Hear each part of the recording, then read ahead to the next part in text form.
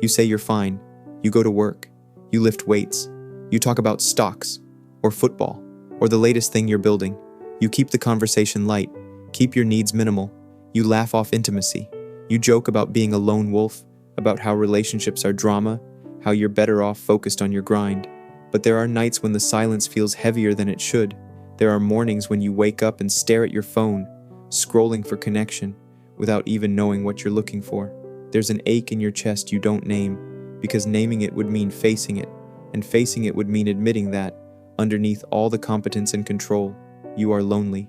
But you don't say that, because men aren't supposed to want love, not in a way that's raw, not in a way that's tender, not in a way that might make them look weak, or desperate, or soft. So instead, you pretend, you bury it. You bury it under sex, or work, or silence. You turn it into anger, or detachment, or pride. You make fun of the part of you that longs to be held, to be known, to be chosen. You call it needy, or clingy, or feminine. Anything but what it really is, human. And maybe you don't even realize you're doing it, because no one taught you how to want love out loud. You were taught to want power, to want respect, to want admiration. You were taught to win, not to connect.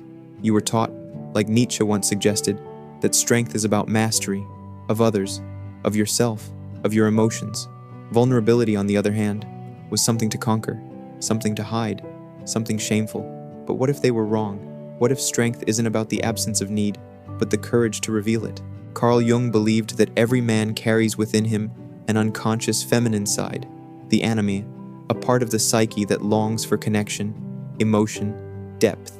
But when that part is denied, repressed, locked away, it doesn't disappear.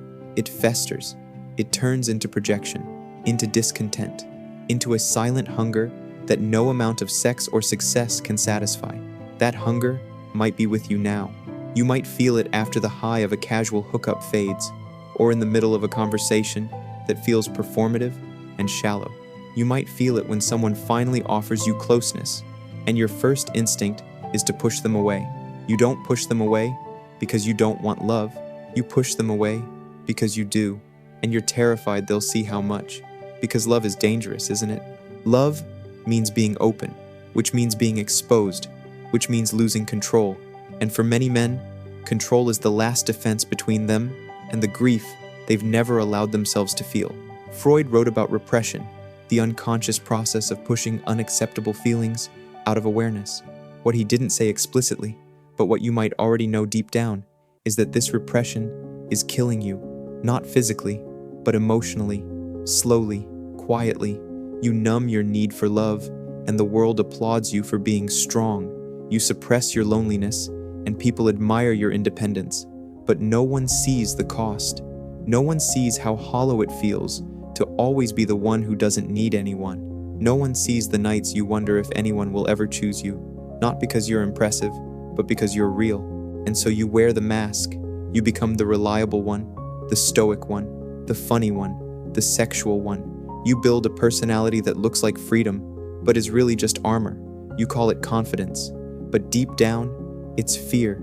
Fear of being unloved, fear of being unworthy, fear that if anyone really saw you, the you, beneath the strength, they'd walk away. But here's the quiet truth that no one told you. The more you hide your hunger for love, the lonelier you become. Not because you're broken, but because connection requires exposure, and exposure requires risk. And risk, despite what you've been told, is not the opposite of masculinity. It's the foundation of it. You don't have to be invulnerable to be a man. You don't have to be above longing. You don't have to carry your loneliness like a secret shame. You can want love. You can want it openly, fiercely, honestly. And the moment you stop apologizing for that, the moment you stop treating your tenderness like a flaw, you begin the slow process of returning to yourself. There's a strange comfort in emotional distance. It gives you the illusion of safety. If no one really knows you, then no one can really hurt you. But loneliness is the price you pay for that safety, and it's a steep one. Because over time, distance doesn't just protect you from others, it isolates you from yourself. You get so good at performing that you forget you're performing. You build your life around being fine, that you no longer know how to answer when someone genuinely asks how you're doing. You turn your emotions into jokes. You turn your silence into stoicism. And somewhere in all that pretending, the real you starts to go quiet. Not because you're weak, but because you're exhausted. You weren't born closed off. No one is. But you were taught, subtly or directly, that love was something to earn, that you had to be impressive to be chosen, that needing reassurance or softness or affection made you less of a man. So you hardened, you armored up, you got good at being unbothered. But deep inside you, beneath the pride, the detachment, the logic, there's still a boy who wanted to be held, who wanted to feel safe, who wanted to be seen, not for what he could do or provide, but for who he was when he wasn't trying. That boy never left. He just went underground, buried beneath decades of expectations and unspoken rules. He comes out sometimes, in the way your chest tightens when you watch someone in love, in the way you flinch at tenderness, in the way you sabotage the rare moments when someone gets close. John Bowlby, who developed attachment theory, once said that the need for connection is biologically hardwired. That intimacy isn't a luxury, it's a survival mechanism. And when that need isn't met, we don't stop needing, we just start pretending. But pretending has consequences. It bleeds into everything. You might overachieve and still feel empty. You might have sex but still feel untouched. You might be surrounded by people and still feel unknown. Because what you really want, what you've always wanted, isn't admiration, it's closeness. And closeness doesn't come through performance. It comes through permission. Permission to feel, to need, to be seen in your fear, not just your strength. The philosopher Søren Kierkegaard once wrote that despair is the sickness of not wanting to be oneself. And maybe that's what this is. Not depression, not dysfunction, but despair. A quiet aching inside you that comes from abandoning parts of yourself to fit a mold that was never made for real human connection. You might notice it in small ways. You hesitate to open up, even when someone feels safe. You minimize your desires, afraid they'll be too much. You wait for the other person to need you first, just so you don't have to admit you need them. You want intimacy, but you keep choosing situations where intimacy isn't possible. That's not an accident. That's a pattern, a defense, and it's probably protected you more than once. But now, it's costing you the very thing you crave most, a love that knows you, not just uses you. A relationship where you don't have to hold your breath, where your softness isn't punished, where your silence isn't mistaken for strength, but met with curiosity. It's tempting to think you'll be ready one day, after you've healed, after you've achieved more, after you've figured yourself out. But healing doesn't happen in isolation. It happens in connection, in being met, even in your mess, in showing up as you are, and realizing you don't have to perform to be loved. You're allowed to want more, not just more dates, or more matches, or more distractions, but more depth, more honesty, more presence. You're allowed to want someone to hold you, not because you're broken, but because you're human. You're allowed to miss the version of yourself that felt before it got trained out of you, because men feel, they always have.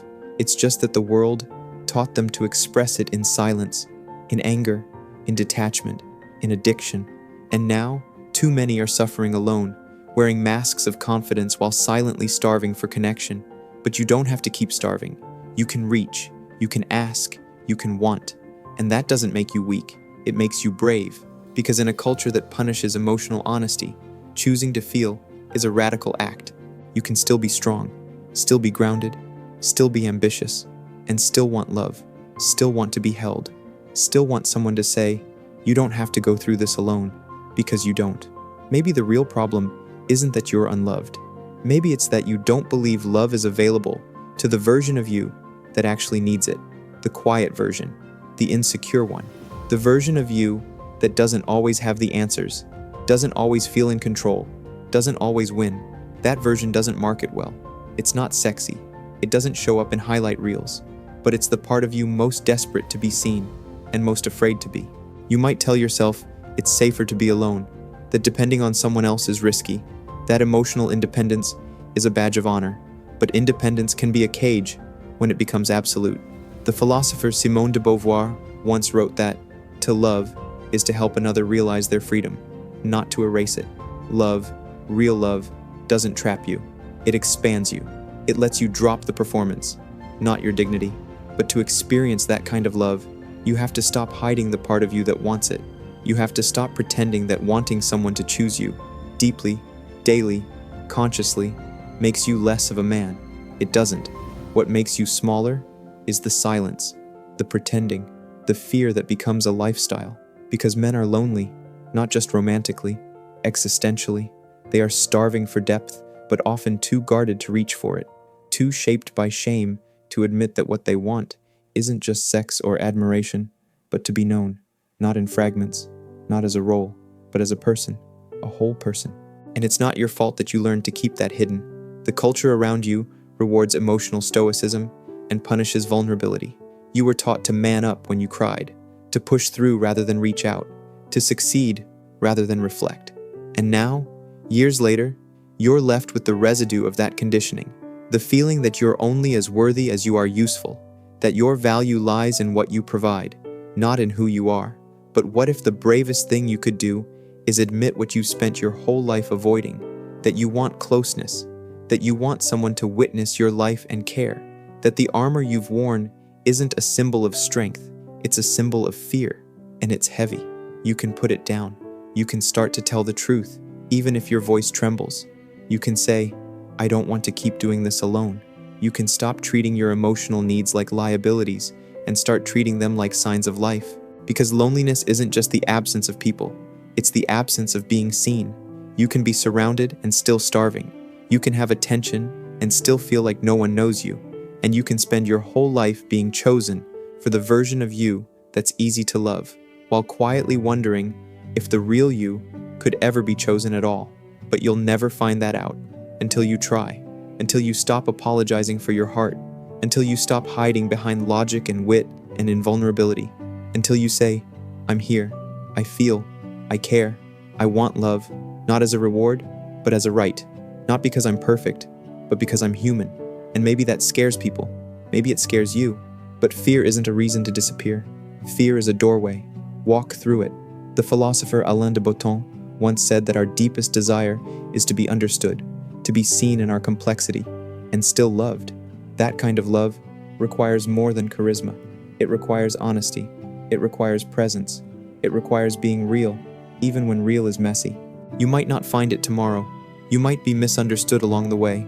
But every time you show up honestly, you come closer to the connection you truly want.